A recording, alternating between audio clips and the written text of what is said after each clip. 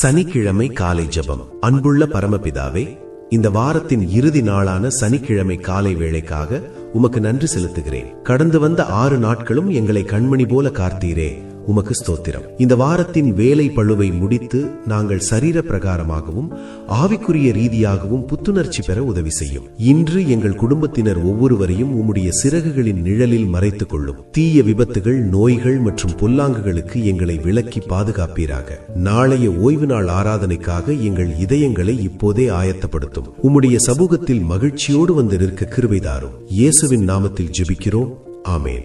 இன்றைய வாக்குத்தத்த வசனம். இதோ நான் உலகத்தின் முடிவு பரியந்தம் சகல நாட்களிலும் உங்களுடனே கூட இருக்கிறேன். மத்தேயு 28வது அதிகாரம் 20வது வசனம். சனிக்கிழமை வாழ்த்துக்கள். இந்த வார இறுதி உங்களுக்கு மிகுந்த அமைதியையும் குடும்பத்தோடு கழிக்க இனிய தருணங்களையும் தரட்டும். நீங்கள் இன்றும் என்றும் கர்த்தருக்குள் மகிழ்ச்சியாய் இருக்க வாழ்த்துகிறேன். உங்கள் கவலைகள் நீங்கி புதிய பலத்துடன் இந்த நாளை தொடங்குங்கள்.